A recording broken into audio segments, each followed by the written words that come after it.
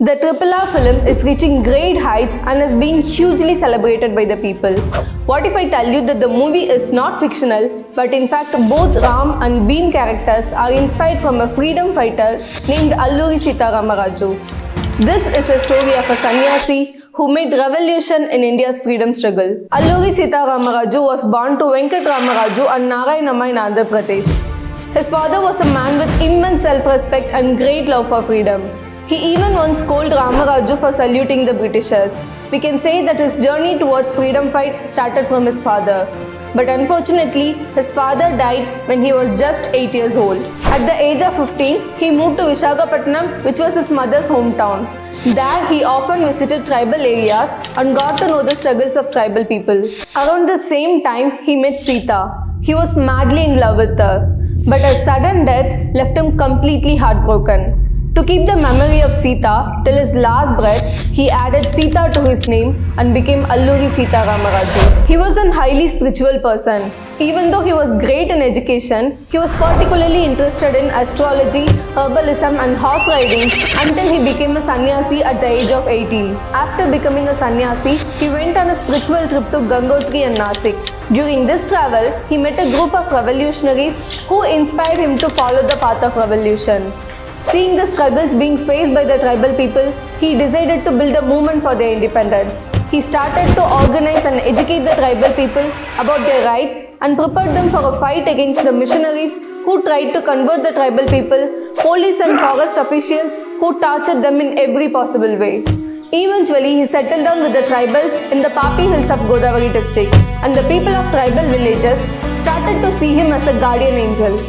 Day by day, the torture of Britishers became unbearable and rebellion was the last option left for the people, and Ramaraju became their natural leader. The Britishers tried to bribe him by offering 60 acres of fertile land for him to build an ashram, but he rejected it and stood by the people. With his supporters, he built a strong and powerful group of fighters who mastered the traditional weaponry like bow and arrow and spears. He also taught them how to use tactics like whistling and beating drums to exchange messages among themselves. They initially managed to achieve a spectacular success against the British, but soon they realized that the bow and arrows would not be of much use against the modern firearms of British. He thought the best way forward is to take them away from the enemy and started launching attacks on police stations. In August 1922, he gathered a group of 500 people and looted the weapons from several police stations. After each attack, he would sign a letter in the station's diary giving details of the loot from that station and would write date and time of his attack, daring the police to stop if they can.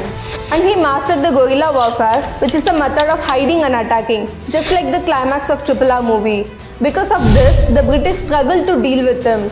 This was going on for 2 years, but they couldn't catch him. So they lost their patience and started torturing the tribal people. They burned the villages, destroyed the crops, killed the cows, and of course molested the women of tribal community. Bearing all that, the tribal people stood by him. Soon they realized that his style of guerrilla warfare would have to be dealt with similar response, so they brought Malabar Special Police who were trained for such purposes. And Commissioner J.R. Hickins announced a reward of 10,000 rupees for the head of Sita Ramaraju. And trust me, it was a huge amount of money at that time. After putting a massive effort for 2 years, the British managed to catch him in the forest of Chintapalli. He was then tied to a tree and was executed by shooting on 7th May 1924. A tomb of him still lies in the village of Krishnadevi Peta near Visakhapatnam. Mahatma Gandhi paid his tribute, saying, "Though I do not approve of his armed rebellion, I pay homage to his bravery and sacrifice." Nehru commented that Raju was one of those few heroes that could be counted on fingers. And Netaji stated that Alluri was fierce in determination and his unparalleled courage and sacrifice for the people will ensure him a place in history. I don't think his words came true. Other than the people of Andhra Pradesh, none of us were taught about him. I graduated in history, but I wasn't taught a single line about him. I think it's important to teach about heroes like Alluri Sita Ramaraju rather than teaching about how we were looted and conquered. This is a story of a sannyasi who fought for this country, who died for this country. He deserves to be known. He should not be forgotten.